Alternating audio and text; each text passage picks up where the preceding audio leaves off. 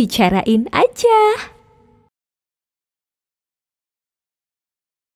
Assalamualaikum warahmatullahi wabarakatuh. Halo, apa kabar teman-teman semuanya? Ketemu lagi bareng Intan di pagi hari ini, sore hari ini, malam, subuh, ya pokoknya semuanya aja, kapan aja kamu nonton ya. Ketemu lagi di podcast SWI, Serikat Wartawan Indonesia, bicarain aja. Oke deh, hari ini spesial banget karena di hari ini Intan ditemani oleh seorang pria yang udah tua atau belum ya? Lumayan dikit. Mengakui ya, masih muda. Kali ini saya ditemani oleh Mas Dharma sebagai Ketua Komunitas Tarot Jakarta ya Mas. Iya benar. Apa kabar Mas? Alhamdulillah baik. Baik ya. Tadi macet kesini?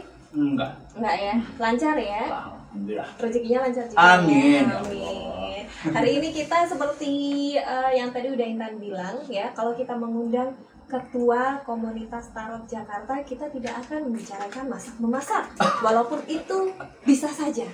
Oh, ada hubungannya? Ada hubungannya ternyata. Oh iya. Kita lihat nanti hubungannya seperti apa. Kita ngobrol langsung aja seputar tarot hari ini. Okay. Mas, ini kalau ngomongin tarot, aduh ini di depan kita udah banyak banget tarotnya ya. Kartu tarot nih, mulai dari yang digital, boleh ditunjukkan Mas? Yang digital ya kan. Ternyata sekarang sudah canggih ya. Sudah canggih ya. Cinta bisa, ternyata tarot juga bisa pakai digital ya. Tuh ya kan. Atau juga yang masih ini manual ya. Cara manualnya. Kita bakalan ngobrol-ngobrol seputar tarot, tapi kita mau tanya-tanya dulu nih tentang Mas Dharma sebenarnya. Kalau Intan sendiri jujur aja Mas, awam banget sih sama yang namanya tarot. Gitu ya. Kalau Mas Dharma nih, ini sejak kapan sih tertarik untuk mendalami ilmu tarot ini? Ya, sebenarnya ini kan masa-masa gemilang ya. Karena ini tahun 2020, jadi tahun ini tepat 20 tahun saya berkarir di tarot. Jadi sejak tahun 2000 saya mengenal tarot. Awalnya gimana Mas? Awalnya saya di Bali, saya kos di suatu tempat yang ternyata dulu itu perpustakaan yang aku pakai. Dan di perpustakaan yang serem ya. Serem ya? Langsung terfikirkan gitu. Jadi di perpustakaan itu banyak kartu-kartu nggak dipakai. Terus aku tanya sama pemiliknya, dulu kartu apa sih? Tarot. Apa dia fungsinya untuk apa? Dan ternyata begitu diberitahu, ya udah aku coba-coba aja sendiri. Kita begitu coba, kok ada yang menarik ya dari ilmu ini gitu. Jadi pelatihan ini perlu guru atau otodidak? Sebenarnya kalau zaman sekarang kan sudah ada di internet ya. Dulu aku juga memperdalamnya juga sebagian besar juga aku dapat infonya dari internet. Sekarang mungkin kalau mau belajar bisa ke internet, tapi mungkin akan lebih kalau gitar itu kan juga semua bisa, ilmu bisa dari manapun ya. Tapi menurutku guru atau mentor itu kan lebih enak kalau ada lebih bagus sosoknya atau orangnya bisa ngajarin sesuatu gitu. Oke. Belajar berapa lama untuk akhirnya bisa menguasai tarot secara keseluruhan? Karena kan pasti tarot ini nggak cuma sekedar kayak main remi ya, beda ya. Tapi gitu. tarot itu remi loh. Oh ya? Iya. Mengapa bisa begitu? Karena dia adalah nenek moyangnya remi. Oh. Jadi di sini nih misalkan ini diamond itu pedang ya. Ini kartu asnya 2, 3, 4, 5, 6, 7, 8, 9, 10. Ini jokernya masuk J, I, K. Oh. Oke. Ya, jadi kamu benar. Tapi cara mainnya kan beda Mas. Ya, kalau benar. Remi kan cuma dikocok-kocok aja. Ini ya, sini ngapain? Dibagi. Oh iya, ditebak. Kan kartu Mas. Iya. Itu beda yang lain. Kalau kocokan yang lain jangan di ini. Traveling ya Mas ya. Iya, nanti traveling kemana-mana. Oke, nah ini belajar berapa lama nih Mas? Untuk aku atau untuk orang yang misalkan mau Mas belajar? Dharma. Kalau aku dulu benar-benar di rumah 3 tahun riset, menerjemahkan, bikin buku dan lain-lain itu full 3 tahun di rumah. Full 3 tahun. Karena kayak dibayangkan aku mau uji ilmiah ya, bener nggak ilmu ini kalau misalkan dibalikan ke masyarakat atau misalkan ada riset yang tepat itu akan menjadi ilmu yang berguna. Itu kalau aku pribadi 3 tahun. 3 tahun ya, diseriusin Mas. Kesulitannya? Paling sulit misalnya apa nih? Kesulitannya adalah ternyata source atau sumber itu masih dari luar negeri ya. Jadi ada beberapa pengertian orang luar negeri yang harus aku terjemahkan di Indonesia. Contohnya, jadi di tarot itu semacam ada indikator. Indikator itu adalah untuk mengetahui siapa yang akan kita bicarakan.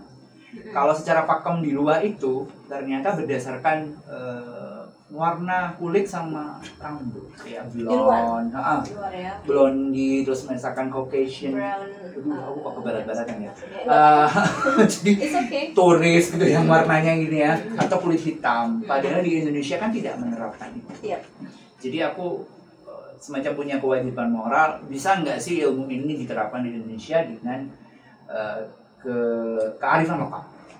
Jadi nggak menggunakan patokan dari luar. Ya. Sama kalau belajar itu ya gimana?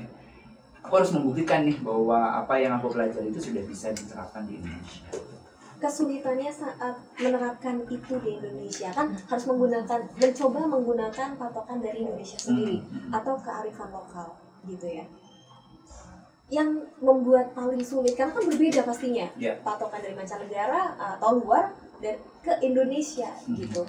Dari apanya, Kak? Warna kulit atau mungkin ada weton? Oh, pakai weton nggak sih? Enggak ya? Enggak. Oh, boleh kalau di beberapa boleh, teman ya? gitu. Ada yang sub, ada yang sub astrologi, ada yang numerologi, ada yang Japanese, ada yang Chinese, ada. Banyak ya ternyata ya. Nah, salah satu kesulitannya adalah ternyata ada kemungkinan literasi kita kurang ya. Orang Indonesia itu kan pertanyaannya kan kadang-kadang basi. Cuman hanya percintaan, jodohan. Bisa mikir loh nanti. Kan itu aja pertanyaan, apalagi cewek. Kalau director tolong diaturkan nanti saya pertanyaannya apa untuk praktek ini selain percintaan, pekerjaan, apalagi tadi Mas? Ya itu aja. Ya selain itu pokoknya. Coba tolong direktornya nanti dipikirkan ya. Selingkuhan boleh selingkuhan. Oh boleh. Itu percintaan ya? Ya mepet-mepet dikit. Oh mepet dikit ya. Nah kesulitannya adalah bahwa padahal apa yang kita perbincangkan atau diskusi itu bisa bermacam-macam. Gitu loh. Banyak kaum awam, orang awam masyarakat netizen awam itu menyangka bahwa ini hanya ngomong percintaan, atau main-main. Padahal konsultasi kehidupan itu kan banyak banget dari pekerjaan, kompetisi, lomba, skripsi, bagaimana parenting, bagaimana menghadapi anak, itu luas banget. Dan itu yang menurutku masih kita perjuangkan sekarang sebagai salah satu metode konseling. Ini jujur ya, saya tadi mau menanyakan masalah cinta. Tapi itu pertanyaan basi. Tapi saya penasaran sih peruntungan hari ini, tahun depan tuh gimana gitu loh. Tapi gimana ya? Nanti udah kita lihat ya. Kok MC ini malah jadi penasaran ya kan? Kayak nggak sabar gitu. Membaca tarot pasti di awal-awalnya kita tahu hal-hal yang kita pelajari tidak selalu mulus, Mas. Kan? Bagaimana meyakinkan bahwa apa yang Mas Dharma baca itu adalah memang yang sesuatu yang benar. Jadi kalau ngomong mutlak kan bukan urusan kita ya. Manusia ya. Jadi banyak sekali orang itu memelintirkan sehingga profesi kami itu dihujat atau dilaknat. Kalau zaman sekarang luknut. Ya, padahal sebenarnya kalau mereka menghujat kita itu sama dengan menghujat GPS. Oh, bisa begitu. GPS itu kan trying to help people to find a way. Yes. Inggris lagi aku. Yeah. Jadi sebenarnya profesi kita sama. Kita hanya membantu atau menyediakan beberapa opsi pemecahan masalah untuk membantu orang. Jadi kalau diumpamakan saya itu polisi, klien itu adalah pengguna jalan, si kartu ini rambu-rambu aja. Kalau misalkan aku mau pergi ke Senayan nih, dari arah sini gimana caranya? Nanti aku akan bimbing, jangan ke kanan karena ada forbidden, jangan ke kiri soalnya. Dan aku kebetulan yang tahu punya experience, aku punya experience di belakang yang aku anggap sebagai, jangan di sana ada demo, jangan hujan di sana bisa licin. Gitu loh. Jadi aku hanya membantu mengarahkan klien untuk sesuai dengan apa yang dia inginkan atau tujukan. Nah, apakah nanti klien itu akan ke sana atau tidak? Itu bukan urusan saya. Apakah dia menerima itu sebagai saran yang bagus atau menolaknya? Aku juga belum. Jadi kita hanya bantu aja. Kita tidak menentukan nasib orang.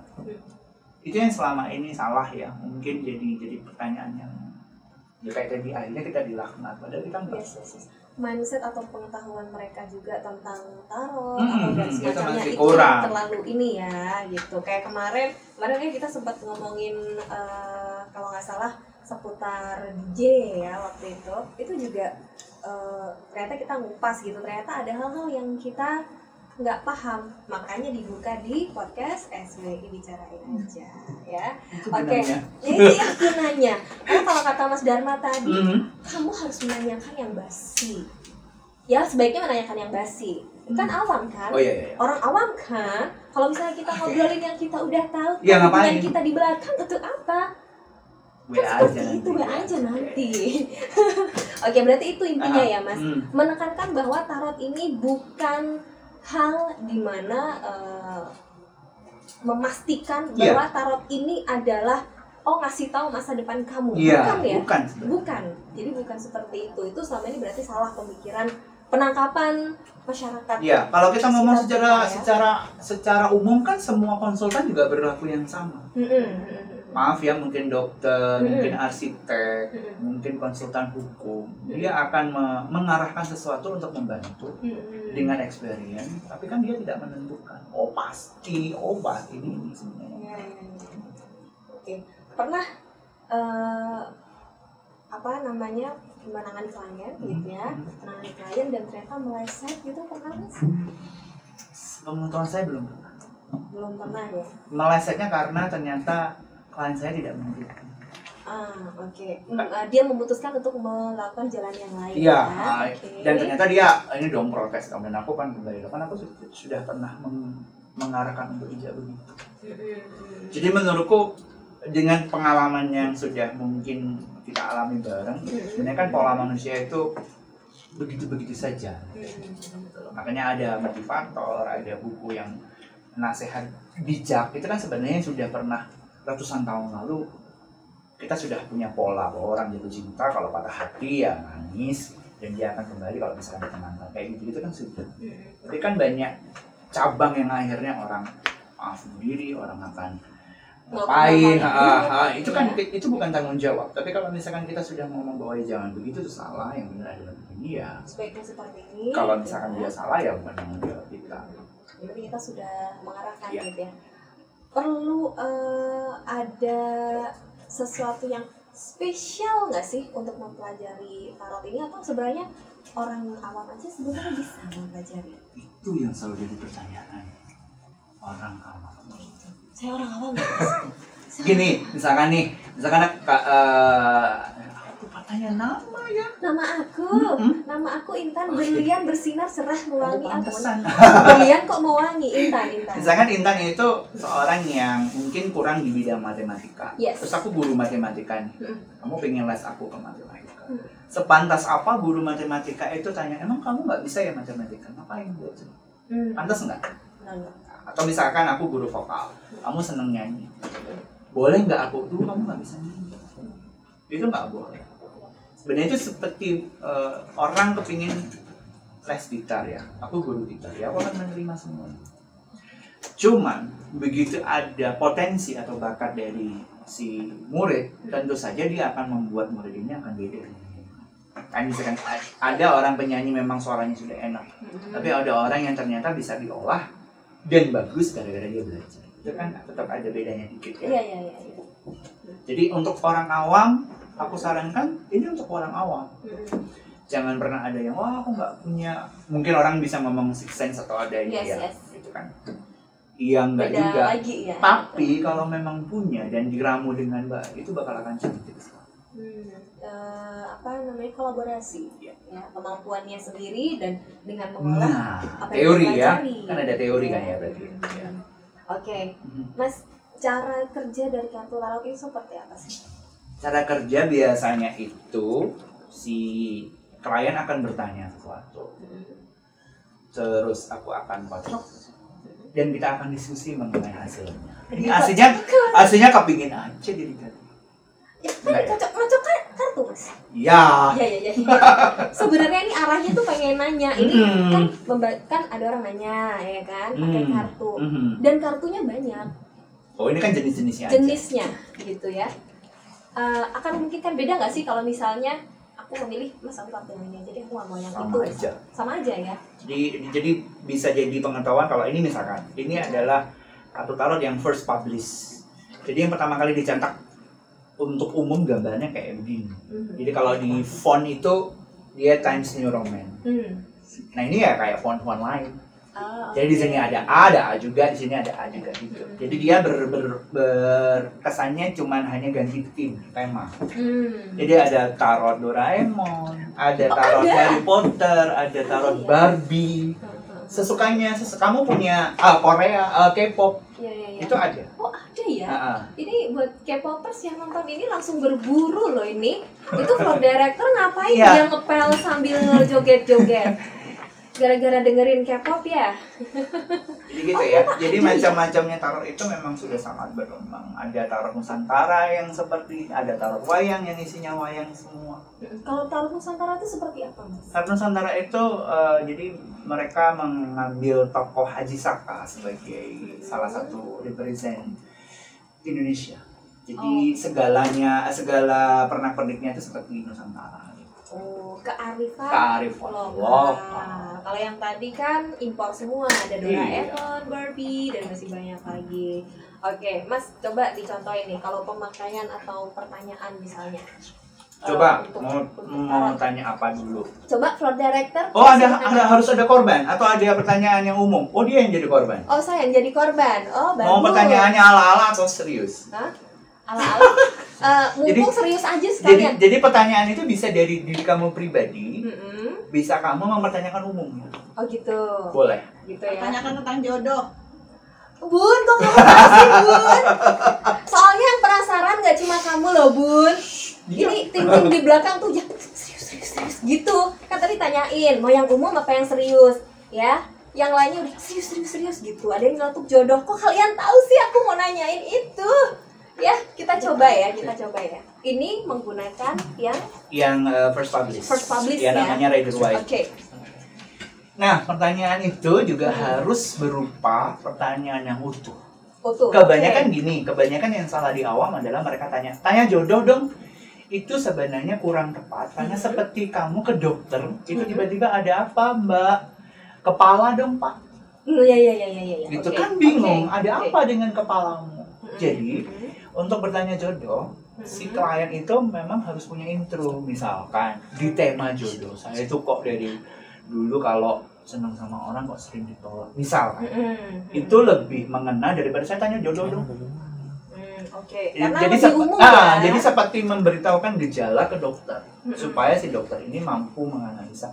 Oh, gini aja caranya. Bukan masalah jodoh. Itu kan kayak tadi ya, itu lebih umum ya, ya, kalau kita kaki, lebih spesifik ya, gitu makin ya. spesifik makin oke. Kok saya malu loh jadi tanya makanya harus spesifik ya. Iya, nggak mau tahu, terserah. Nah, tapi nggak apa-apa ya, kita coba demi keuntungan bersama. Demi keuntungan bersama dan kejulitan bersama di belakang. Oke, baiklah. Oke, kita coba jodoh ya. Kok ya, saya apa jadi pertanyaannya? Oke, pertanyaannya ya. Ya ngomong saja kalau nggak mau dibuka. Mungkin nggak saya dapat orang Korea gitu. In your dreams. Oh, kamu suka Korea ya? Aku suka. Sebenarnya bukan suka, tapi kadang ada orang-orang yang pengen gitu. Lo pengen punya jodoh kayak apa sih? Misalnya ya, gue pengen banget lo dapet bule gitu kan. Bule apa le ya? Bule misalnya dari mana? Ya mungkin aku cuma mimpinya pengennya dapat orang Korea. Tapi nggak tahu juga ya. Siapa tahu ya kan? Oke, tanya aja deh. Seputar jodoh, mungkin nggak sih di tahun 2020 ini bisa kenal atau dekat sama orang Korea dan bisa mungkin bisa menjalin hubungan yang serius? Bisa nggak diubah kalimatnya pertanyaan? Menjadi bagaimana caranya supaya aku bertemu dengan orang yang berkaitan dengan Korea supaya berkenalan, Berkenalan. atau nantinya ke jodoh. Oke. Itu akan lebih pas daripada mungkin nggak ya, karena jawabannya nggak mungkin nggak begitu, dia akan menerangkan. Begitu. Ini contoh ya, Iya. jangan tersinggung ya kalau misalkan ada apa-apa. Gue khawatir nanti kepikiran 7 hari 7 malam nih kalau jawabannya nggak enak ya. Ini contoh umum aja. Contoh umum aja ya. Contoh umum aja. Aduh.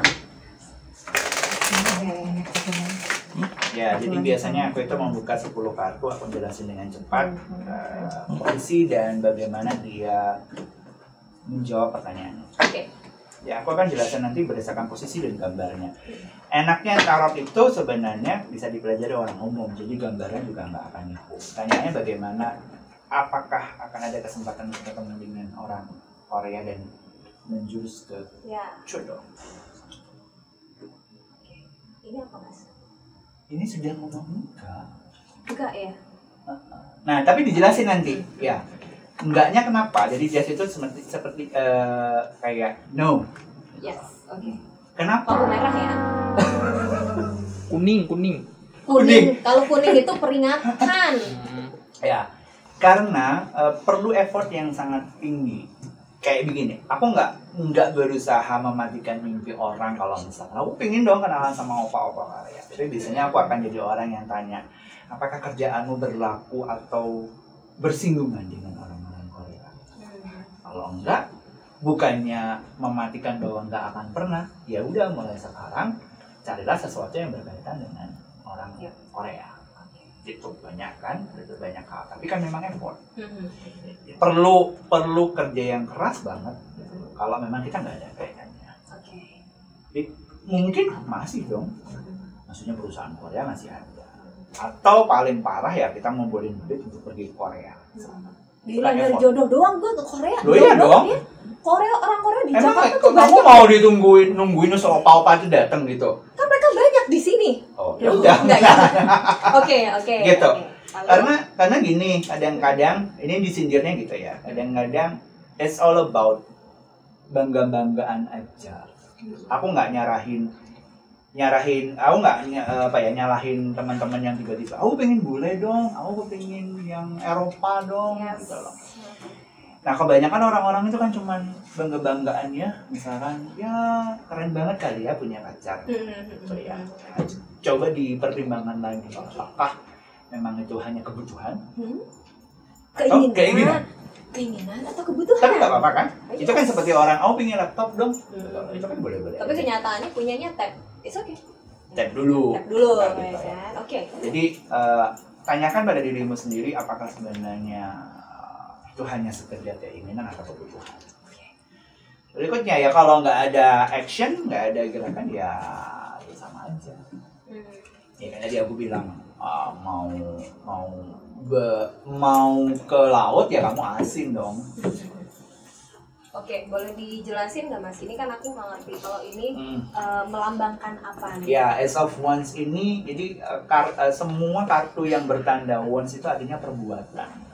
Oke. Dan Ace of Wands itu adalah sesuatu yang belum terlaksanakan alias niat. Jadi kalau menurutku kalau misalkan kita memang kepingin sesuatu niat banget ya iya. Kayak di beberapa apa yang sekarang lagi naik daun itu temen cowok yang tiba-tiba dia bisa bahasa asing itu. Dia kan juga sebenarnya orientasinya kepingin punya cewek luar negeri kan. Makanya dia belajar bahasa Rusia. Itu kan kita nggak bisa ngeremehin ngapain sih? Apakah dia sia-sia? Enggak. Tapi ada gerak, ada usaha, ada keinginan. Nggak cuma keinginan, niat terus nggak ngapa-ngapain. Niat aja itu sebenarnya sudah harus harus dilaksanakan. Oke. Dan harus diteguhkan juga dengan niat itu ya. Iya, itu artinya.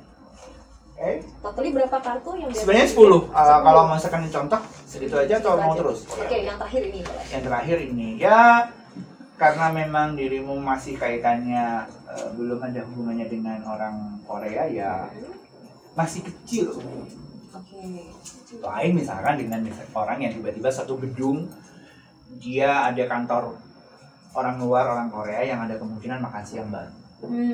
Itu kan sebenarnya kita ngomong logika aja ya, bukan tidak tertutup atau tidak ada kesempatan begitu, tapi kan itu jelas akan lebih memperbesar kemungkinan. Atau mungkin kalau kamu tidak ada hubungannya tadi masak-masak, kalau ternyata suatu hari ada orang pihak Korea atau keluarga Korea tertarik masakannya atau misalkan dia beli, itu kan chance juga. Yes. Oke. Jadi kita diskusi selalu masalah logika kalau ditaruh. Itu kan membuka klien untuk iya ya, kenapa aku nggak berbuat itu? Tapi intinya apapun yang dibaca gitu ya dijadikan seperti masukan. Iya. Masukan. Dan kalau misalnya memang kamu ngerasa oh iya aku sih emang kayaknya enggak gitu kan, enggak melakukan yang tadi seharusnya dilakukan, ya bisa jadi gitu. Ya itu udah. dalam minat gitu kan. So lakukan apa yang memulai apa yang kamu ingin dapatkan, pastinya segala sesuatunya dapat proses ya, harus melalui proses. Ada lagi yang mau nyoba? Kru kita, kalau Akika kan host ya, krunya nggak bisa, kita harus menantang satu kru kita, floor director kita. Dia udah angkat tangan dia. Floor director kita, yang mana nih yang mau Yang mana yang mau? Oh ini. Korban berikutnya siapa Korban nih? berikutnya. Ini boleh diminum nggak sih? Minum, Kok nggak ditawarin? Kan lagi jelasin ini. Oh iya, maaf. Iya. Gila, gue sedih banget. Langsung lo dead lo ya tadi ya. Sedih loh saya itu. Tapi jujur aja kemarin sempat emang aktif ya untuk mendekati orang-orang Korea gitu ya atau bule. Tapi sepertinya saya lebih konsentrasi ke bisnis saya, jadi mereka terabaikan. Hostnya agak minggir dulu kayaknya karena coba Cibe kamu ambil itu kursi ya, masa hostnya minggir kan dia nggak bisa. Coba sini ya toh, nah sini. Oke Be, kamu mau nanya apa Be? Ini kru kita ya. Namanya siapa Mas? Triadi Kusuma, Mas. Cipoy. Panggilannya. Cipoy. Iya. Bener ya, jadi di kamera aku dimarahin Cipoy. Oke. Apa mau tanya apa nih? Cita-cita Masa depan. Nah, itu kan kayak orang tanya gitu, kepala dong, lebih spesifik. kaki dong. Itu kayak ke dokter gitu. Kan bingung dokternya. Masa depan. Lah iya. Cara bertanyamu salah. Itu kayak kamu konsultasi ke dokter, kamu sakit flu tiba-tiba, kepala dong dok. Yes. Aku bisa tanya, kenapa dengan kepalanya? Kenapa dengan masa depanmu? Kan akan menyempit nih. Masa depanmu itu apa? Kamu merasa bahwa pekerjaanmu begini-begini saja, duitmu cekak, kok jelek-jelek. Tapi Enggak, maksudnya jujur apa? ya. Apa yang tiba-tiba menjadi concernmu tentang masa depanmu? Pekerjaankah? Orang tuakah? Cita-citamu kah? Kan banyak. Jujur Be, jujur. Rezeki. Ya. Oke. Disebut lagi, kenapa rezekimu merasa kurang? Biasa-biasa aja, kamu miskin. Atau kamu kebanyakan duit? Atau kamu Iya, kebanyakan kan ada mungkin kan, aku kaya nih, aku susah bagaimana menyebarkan duit. Gimana aku ngabisin duitnya, setiap aku Nah. bersin aja duitnya keluar gitu. Jadi selalu kayak orang konsultasi, bertanyalah yang mengeluh. Bertanyalah sesuatu yang kamu nggak tahu jawabannya. Iya dok, aku ini akhir-akhir ini kok di bagian ini kok agak sakit ya. Oh iya dok. Atau iya mas, aku ini kok akhir-akhir ini pemasukanku kok nggak begitu bagus ya. Itu lebih penting daripada rezeki dong. Aku bingung. Nanti nggak terpusat nih ke apa yang kamu tanyakan. Rezeki yang apa nih? Rezeki yang apa nih? Be? Diturunkan lagi untuk spesifik. Kenapa dengan rezeki? Pengen tahu aja saya di ramalan saya di masa depan tuh kayak. Oh iya, tetap ya orang Indonesia. Gini aja. Udah kenyang Gini aja. Jadi sama Mas. Bagaimana kalau aku tawarkan bagaimana cara supaya meningkatkan rezekimu? Bisa. Nah, itu lebih enak daripada rezeki saya di masa depan dong. Oke, berarti- Itu kayak apa ya coba? Dokter kira-kira 10 tahun lagi saya sakit apa? Oh iya. Dokternya belum Ngapain gitu loh? Ya. Mending bagaimana dok supaya saya itu nggak kena sakit perut, nggak kena virus. Itu kan masih logis ya. Iya. Jadi gimana Oke. caranya Supaya rezekinya lancar. Kayak gitu ya Be ya. Iya ya, jangan musuhin saya ya. Ya Be lo. Kok kedip-kedip sudah gitu. Penuh dengan ancaman dia. Aduh gagal saya ngerjain floor director ya. Iya, Tapi kurang- nggak apa-apa. Kurang memalukan dong. Kita kayaknya perlu membuat Yang satu sesuatu episode yang- lagi. Ya, cara-cara Cipoy supaya saran-sarannya supaya punya rezeki yang lebih bagus dari sekarang. singkat aja tadi ya, cuman 6 kartu Iya, aja iya. ya. Nah, caranya itu satu, Bangun pagi. bangun pagi. Pagiku cerah. Loh, kok nyanyi? Iya, jadi orangnya jangan malas. Jadi masih poin ini orang yang selalu, aduh, gitu loh. Kalau mau melakukan hal itu nggak seret. Nah, itu aku ajarin namanya itu mindfulness. Buat teman-teman semua yang mendengarkan atau yang ada di sini, mulai sekarang apapun yang kita lakukan itu sepenuh hati sama sepenuh jiwa. Itu penting banget. Totalitas. Nah, Mas Dipo ini belum yang seperti itu. Aduh. Jadi gini ya, aras-aras sama aku misalnya aras-aras sama itu. Malas-malasan. Kita bantai Tidak. di belakang nanti ya. Jadi ada sesuatu yang dia keluhkan selalu di bagian hidup itu, tapi kurang begitu, kurang. Iya. Ini nggak serk ya, arti kata nggak serk. Selalu ada yang kurang di hatinya. Kamu kenapa? Hati kamu kurang apa? Nah, Kurang itu sayang. satu. Kalau kamu sudah bisa mindfulness, yang hari ini apa pokoknya cari ini, insya Allah baik-baik saja. Nah, ya kebetulan orangnya juga ini apa ya? Aku menganjurkan aja deh, aku nggak usah judging. Kurangilah keluh kesah. Jadi kadang-kadang orang gitu. Ini aku nggak nyindir kamu, aku ngomong semua orang deh, ini buat pelajaran. Kita kan nggak mau mempermalukan. Misalkan nih, aduh, aku ngangkut-ngangkut itu capek loh. Loh iya. Oh ini mempersiapkan gini nih pusing loh, harus ini iya. Kayak zaman dulu itu, waktu aku jadi manajer, aku itu orang yang pertama kali membuka kantor, menyapu seluruh bangunan, satu kantor itu lantai. Dan terakhir nanti 1:30 pagi, jadi jam 6 pagi, nanti 1:30 pagi aku akan menutup semua jendela sampai kunci terakhir itu aku. Mengeluh iya, cuman keluhanku aku ubah. Ya Allah, supaya nanti aku harus lebih baik. Itu lebih penting daripada kenapa sih aku nggak seperti mereka, kan enak kerja dengan mereka. Berarti mengubah keluhan itu menjadi target untuk yang lebih tinggi. Karena keluhan itu kalau kita biasain tuh nyentuh ke badan loh. Betul sekali. Jadi ada kemungkinan malasan-malasan dia itu karena beruntun. Jadi capek yang kemarin menjadi keluhan di pagi hari, nggak enak di siang hari, capek di sore, mengeluh gitu terus.